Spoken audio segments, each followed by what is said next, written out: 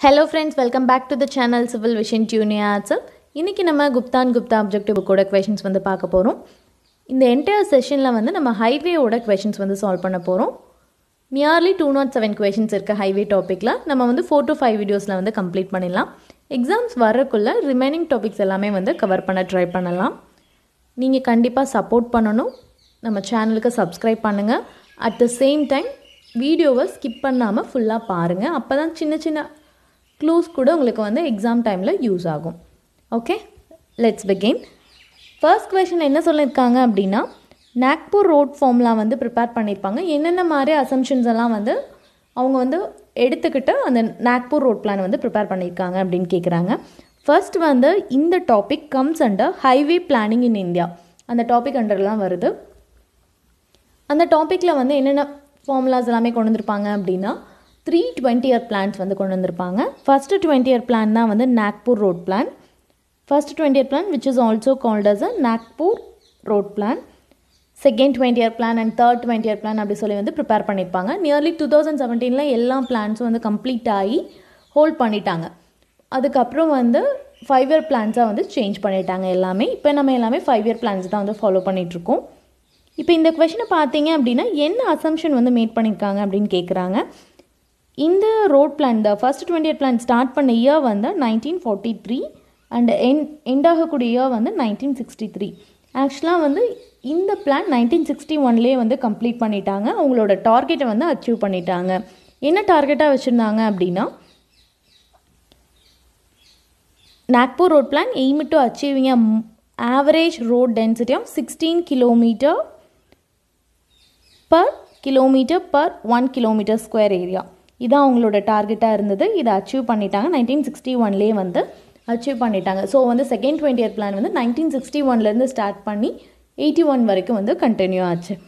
இப்போது இந்த பிளானில் என்ன அசம்ஷன் மேட் பண்ணியிருந்தாங்க அப்படின்னா அவங்களோட ரோட் ஒர்க்ஸ் எல்லாமே வந்து என்ன மாதிரி இருக்கணும் அப்படின்னு சொல்லி அசம்ஷன் கொண்டு வந்திருந்தாங்க அப்படின்னா radial or star and grid road pattern இந்த மாதிரி தான் இருக்கணும் அப்படின்னு சொல்லி அவங்க வந்து பிளான் வந்து அசம்ஷன்ஸ் வந்து மேட் பண்ணியிருந்தாங்க.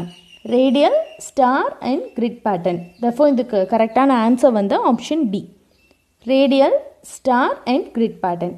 இந்த பிக்சரை நல்லா பார்த்துக்கோங்க. இந்த மாதிரி இமேஜினேஷன் பண்ணிக்கிட்டீங்க அப்படின்னா கண்டிப்பாக நம்ம ஸ்கோர் பண்ண முடியும் ஈஸியாக. நெக்ஸ்ட் வந்து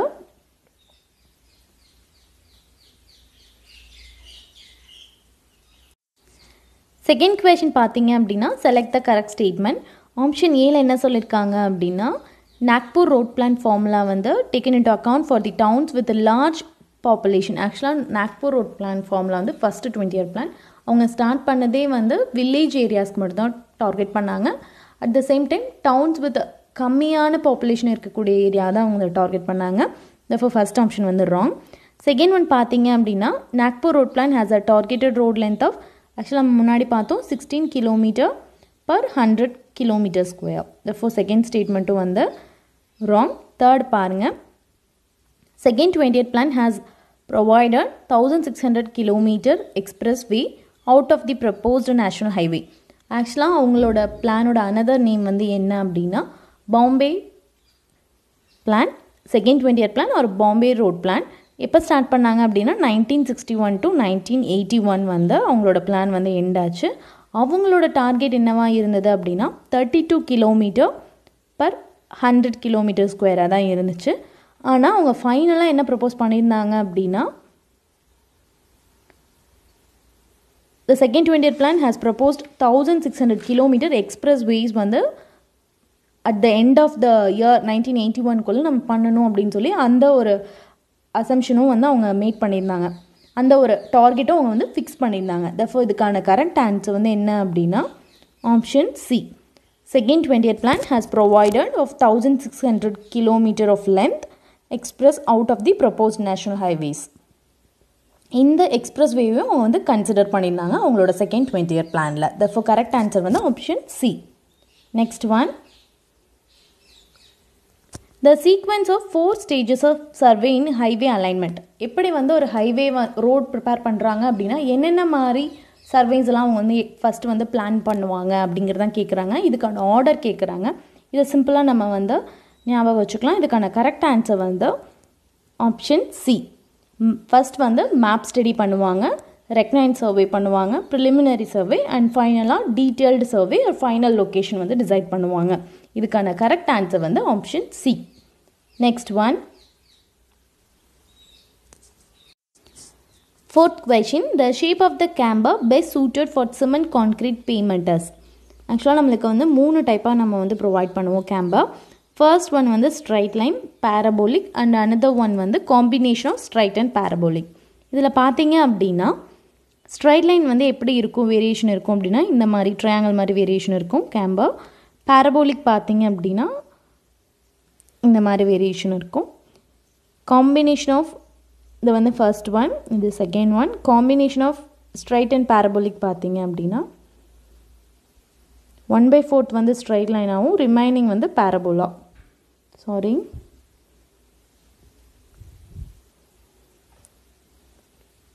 1/4 பார்த்தீங்க அப்படின்னா ஸ்ட்ரைட் லைனாகவும் ரிமைனிங் வந்து பேரபோலிக் வேரியேஷன் இருக்கும். இந்த மாதிரி ஒரு வேரியேஷன் இருக்கும். ஸ்ட்ரைட் லைன் பொறுத்த வரைக்கும் எதுக்கு யூஸ் பண்ணுவாங்க அப்படின்னா generally adapted for very flat slope such as PCCல இருக்கலாம் இல்லை RCC பேமெண்ட்டில் இருக்கலாம். ரொம்ப ஃப்ளாட்டான சர்ஃபேஸ்க்கு தான் வந்து ஸ்ட்ரைட் லைன் கேம்பர் வந்து ப்ரொவைட் பண்ணுவாங்க. பேரபோலிக் பார்த்தீங்க அப்படின்னா ஃபாஸ்ட் மூவிங் வெஹிக்கல்ஸ்க்காக வந்து டிசைன் பண்ணியிருப்பாங்க. ஜென்ரலி எதுக்கு அடாப்ட் பண்ணுவாங்க அப்படின்னா நம்ம யூஸ் பண்ணுற பிட்டுமினஸ் பேமெண்ட்டுக்கு தான் வந்து யூஸ் பண்ணுவாங்க. இதே வந்து காம்போசைட் கேம்பர் வந்து எதுக்கு ப்ரொவைட் பண்ணுவாங்க அப்படின்னா மிக்ஸ்டு டிராஃபிக் கண்டிஷனில் வந்து combination of straight and parabolic வந்து யூஸ் பண்ணுவாங்க, which is also called as a composite camber அப்படின்னு வந்து டிஃபைன் பண்ணுறாங்க. இப்போ பார்த்தீங்க அப்படின்னா the shape of the camber best suited for cement concrete pavement பொறுத்த வரைக்கும் பிசிசி ஆகட்டும் இல்லை ஆர்சிசி பேமெண்ட் ஆகட்டும் எது வந்து ப்ரிஃபர் பண்ணுவாங்க அப்படின்னா straight line camber. Correct answer பார்த்தீங்க அப்படின்னா option A, straight line camber. Next one,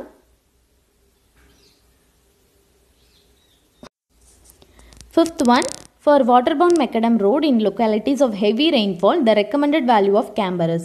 ஆக்சுவலாக நம்மளோட ரோட் சர்ஃபேஸை 4 வந்து டிஃபைன் பண்ணுறோம். ஃபர்ஸ்ட் ஒன் வந்து cement concrete and thick bituminous surface, second வந்து தின் பிட்டுமினஸ் சர்ஃபேஸ், தேர்ட் வந்து வாட்டர்பவுண்ட் மெக்கடம், ஃபோர்த் ஒன் வந்து எர்த் ரோட். ஆக்சுவலாக இப்படி நம்ம வந்து 4 வந்து ஸ்ப்ளிட் பண்ணிட்டோம். இந்த கைண்ட் ஆஃப் ரோட் சர்ஃபேஸ்க்கு வந்து கேம்பர் வந்து என்ன ரேஞ்சில் வந்து ப்ரொவைட் பண்ணுவாங்க அப்படிங்கிறத கொஷின். ஹெவி ரெயின்ஃபாலில் ஒரு மாதிரி ப்ரொவைட் பண்ணுவாங்க, இதே வந்து லோ ரெயின்ஃபாலில் ஒரு மாதிரி ப்ரொவைட் பண்ணுவாங்க. இப்போ அதுக்கான வேல்யூஸ் மட்டும் பார்க்கலாம். இங்கே ஸ்பேஸ் கம்மியாக இருக்கனால இதை நான் எரேஸ் பண்ணிடுறேன். ஃபர்ஸ்ட் ஒன் பார்த்தீங்க அப்படின்னா heavy rainfall and low rainfall கண்டிஷனுக்கு cement concrete and thick bituminous சர்ஃபேஸாக இருக்கும்போது ஹெவி ரெயின்ஃபாலாக இருந்தால் கேம்பர் வந்து 2%, லோ ரெயின்ஃபாலாக இருக்கும்போது 1.7 கம்மி பண்ணிடுவாங்க. நெக்ஸ்ட் பார்த்தீங்க அப்படின்னா தின் பிட்டுமினஸ் சர்ஃபேஸ்க்கு 2.5, லோ ரெயின்ஃபால் கண்டிஷனுக்கு 2%. தேர்ட் ஒன் பார்த்தீங்க அப்படின்னா 3%. தேர்ட் ஒன் வந்து nothing but water bound macadam and gravel பேமெண்ட்க்கு வந்து 3% to 2.5. லாஸ்ட் ஒன் வந்து எர்த் ரோட் பார்த்தீங்க அப்படின்னா 4% வந்து கேம்பர் ப்ரொவைட் பண்ணியிருப்பாங்க. ஹெவி ரெயின்ஃபால் அப்போ 3% வந்து லோ ரெயின்ஃபால் அப்போ ப்ரொவைட் பண்ணியிருப்பாங்க. இப்போ நம்மளோட கொஷின் வந்து water bound macadam road localities of heavy rainfall கண்டிஷனில் வாட்டர் பவுண்ட் மெக்கடமோட ரோடோட கேம்பர் வந்து என்ன ரெக்கமெண்ட் பண்ணியிருக்காங்கன்னு கேட்குறாங்க. இதுக்கான கரெக்ட் ஆன்சர் வந்து 3%. ஆக்சுவலாக 3% நம்ம வந்து 1/33 அப்படின்னு சொல்லி டினோட் பண்ணுவோம். therefore correct answer for this one is option B, 1/33. இதில் வந்து லைட் ரெயின்ஃபால் கேட்டிருந்தாங்க அப்படின்னா 1/40, 2.5% or 1/40. next one, sixth one, the stopping side distance depends on. ஆக்சுவலாக வந்து எஸ்எஸ்டி எது டிபெண்ட் பண்ணியிருக்குன்னு கேட்குறாங்க. எஸ்எஸ்டி அப்படின்னா என்ன அப்படின்னு ஃபஸ்ட் நமக்கு தெரியணும். நம்ம ஒரு பாத்தில் ட்ராவல் பண்ணிகிட்ருக்கும்போது அப்ஸ்ட்ரக்ஷன் இருக்கக்கூடிய டிஸ்டன்ஸ் வந்து நம்மளோட விஷனுக்கு தெரிஞ்சிச்சு அப்படின்னா அந்த டோட்டலாக இருக்கக்கூடிய இந்த மினிமம் டிஸ்டன்ஸ் தான் என்ன சொல்கிறாங்க அப்படின்னா எஸ்எஸ்டி அப்படின்னு சொல்கிறாங்க. It is the minimum distance open to the vision of the driver to stop the vehicle to avoid collision with an obstruction. That's what called stopping side distance. இதை எப்படி calculate பண்ணுவாங்க அப்படின்னா SSD which is equal to lag distance plus braking distance. Numerical formula என்ன அப்படின்னா SSD equal to 0.278 BT plus V square divided by 254 F plus or minus N into efficiency if necessary. இப்போ பார்த்தீங்க அப்படின்னா Vங்கிறது வந்து speed of the vehicle, T வந்து total reaction time of the driver, F வந்து friction between the tire and the pavement surface, N வந்து gradient, maybe ascending gradient or descending gradient, efficiency வந்து efficiency of the brakes. இப்போ பார்த்தீங்க அப்படின்னா இது எல்லாத்தையும் வந்து SSD வந்து டிபெண்ட் பண்ணியிருக்கும். therefore இதுக்கான கரெக்ட் ஆன்சர் பார்த்தீங்கன்னா option D, all of the above. Sorry, இங்கே சிவிலுக்கு all of the above. Next one, seventh one பார்த்தீங்க அப்படின்னா when the path traveled along the road surface is more than the circumferential movement of the vehicle wheels due to rotation, then it results in. இதுக்கான correct answer option B, skidding. circumferential movement of the wheels அப்படின்னு வந்துட்டாலே இதுக்கான correct answer வந்து skidding. Next one, eighth one, coefficient of friction is less when the pavement surface. ஆக்சுவலாக வந்து நம்ம டயருக்கும் அந்த payment சர்ஃபேஸ்க்கும் ரெண்டுக்கும் நடுவில் இருக்கிற ஃப்ரிக்ஷன் தான் வந்து நம்மளோட ஸ்பீடையே வந்து கண்ட்ரோல் பண்ணும். பார்த்தீங்க அப்படின்னா நம்மளோட கோஎஃபிஷியன்ட் ஆஃப் ஃப்ரிக்ஷன் வந்து எப்போ கம்மியாக இருக்கும், பேமெண்ட் சர்ஃபேஸ் வந்து என்ன மாதிரி இருக்கும்போது அந்த ஃப்ரிக்ஷன் ஃபேக்டர் வந்து கம்மியாக இருக்கும் அப்படின்னு கேட்குறாங்க. நம்மளோட பேமெண்ட் சர்ஃபேஸ் வந்து ஸ்மூத்தாவோ வெட்டாவோ இருக்கும்போது டயருக்கும் அந்த சர்ஃபேஸ்க்கும் நடுவில் இருக்கிற ஃப்ரிக்ஷன் வந்து ரொம்ப கம்மியாக இருக்கும். therefore கரெக்ட் ஆன்சர் பார்த்தீங்க அப்படின்னா option D, smooth and wet. Next one, ninth one, the shoulder provided along the road edge should be. Road ஏஜில் வந்து நம்ம ஷோல்டர் வந்து ப்ரொவைட் பண்ணியிருப்போம். எதுக்காக கொடுத்துருக்காங்க அப்படின்னு கேட்குறாங்க. ஆக்சுவலாக வந்து எதுக்காக கொடுப்போம் அப்படின்னா வந்து எனி எமர்ஜென்சி சுச்சுவேஷனுக்காகவோ இல்லை பிரேக் டவுன் ஆஃப் வெஹிக்கல்ஸ் வந்து பிரேக் டவுன் ஆயிடுச்சு அப்படின்னா நம்ம அந்த ஷோல்டரில் போய் ட்ரா பண்ணி வச்சுக்கலாம். ஸோ அந்த பர்பஸ்க்காக தான் வந்து ஷோல்டர் வந்து ரோட் சைடில் வந்து ப்ரொவைட் பண்ணியிருப்பாங்க. அப்படி கொடுக்கக்கூடிய ஷோல்டர் வந்து என்னவா இருக்கணும் அப்படின்னா ரஃபர் தென் டிராஃபிக் லைன்ஸை விட ரொம்ப ரஃப்பாக இருக்கணும். அப்போ தான் வந்து ஷோல்டரையுமே வந்து நம்ம டிராஃபிக் லைன்ஸை யூஸ் பண்ண முடியாது. எமர்ஜென்சி சுச்சுவேஷன் அப்போ நம்மளோட வெஹிக்கிள் வந்து பிரேக் டவுன் ஆயிடுச்சு அப்படின்னா அந்த டைமில் வந்து நம்ம ஷோல்டர் வந்து யூஸ் பண்ணிக்கலாம். therefore கரெக்ட் ஆன்சர் வந்து option A, refer then traffic lines. நம்ம நார்மலாக போகிற கேரேஜ் வேவை விட ரொம்பவே ரஃப்பாக இருக்கும் டிராஃபிக்கில், சாரி ஷோல்டர் வந்து கேரேஜ் வே விடவே ரொம்ப ரஃப்பாக இருக்கும். Okay, next one, 10th question, camber is provided, camber in road provided for. ஆக்சுவலாக வந்து ரோட் சர்ஃபேஸில் நம்ம வந்து ஏன் வந்து கேம்பர் ப்ரொவைட் பண்ணோம் அப்படின்னு கேட்குறாங்க. முன்னாடி நம்ம பார்த்தோம் straight line camber, parabolic camber, combination of both, இந்த மாதிரி நம்ம வந்து வேரியேஷன் பார்த்தோம். எதுக்காக நம்ம வந்து கேம்பர் வந்து ப்ரொவைட் பண்ணோம் அப்படின்னு கேட்குறாங்க. நம்மளோட ட்ரைனேஜ் பர்பஸ்க்காக, ரெய்னி சீசனில் இப்போ ஏதாச்சும் ஒரு பைப்லைன்ஸில் வந்து வாட்டர் ஸ்டாக்னேட் ஆகி இல்லை ஹோல்ஸ் வந்து இதாகி நம்மளை வாட்டர் வந்து வருது அப்படின்னா அந்த மாதிரி ஒரு சுச்சுவேஷனுக்காக வந்து ஒரு ட்ரைனேஜ் பர்பஸ்க்காக வந்து கொடுக்கறது தான் வந்து என்ன அப்படின்னா கேம்பர். therefore இதுக்கான கரெக்ட் ஆன்சர் வந்து ஆப்ஷன் ஏ, எஃபெக்டிவ் ட்ரைனேஜ். இதே வந்து கவுண்ட்ராக்டிங் த சென்ட்ரிஃபியூகல் ஃபோர்ஸ், எது வந்து நம்ம சென்ட்ரிஃபியூகல் ஃபோர்ஸை கவுண்ட்ராக்ட் பண்ணுறதுக்கு நம்ம என்ன கொடுப்போம் அப்படின்னா சூப்பர் எலிவேஷன். சூப்பர் எலிவேஷன் வந்து கொடுப்போம். நெக்ஸ்ட் வந்து ப்ராப்பர் சைட் டிஸ்டன்ஸை, அதுக்கு வந்து நம்ம எஸ்எஸ்டி, ஓஎஸ்டி அந்த மாதிரி டிஸ்டன்ஸ் வந்து நம்ம வந்து அலாட் பண்ணியிருப்போம்.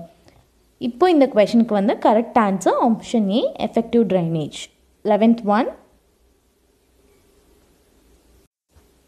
12th ஒனில் என்ன சொல்லியிருக்காங்க அப்படின்னா on a single lane road with two-way traffic, ஒரு single line, sorry 11th question ஸ்கிப் பண்ணிட்டனோ, சாரி 11th questionல என்ன சொல்லியிருக்காங்க அப்படின்னா compare to the level surface on a descending gradient the stopping side distances.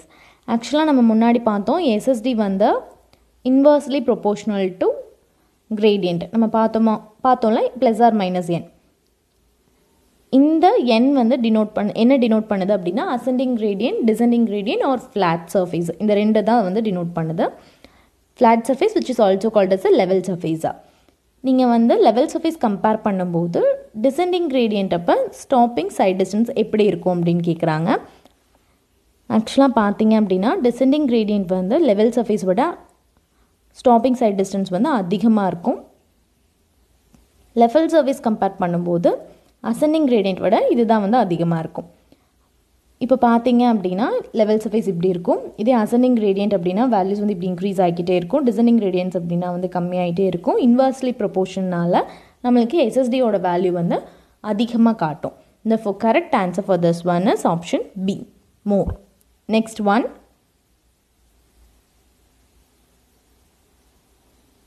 Twelfth one, on a single lane road with two-way traffic the minimum stopping side distance is equal to. ஆக்சுவலாக என்ன சொல்லியிருக்காங்க அப்படின்னா ஒரு single line இருக்குது, but ஆனால் டூ-வே traffic போயிட்டுருக்கும்போது அதோட stopping sight distance SST வந்து என்னவா இருக்குன்னு கேட்குறாங்க.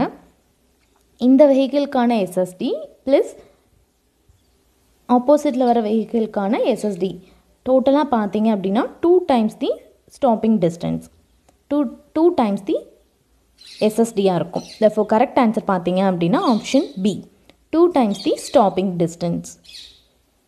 Next one,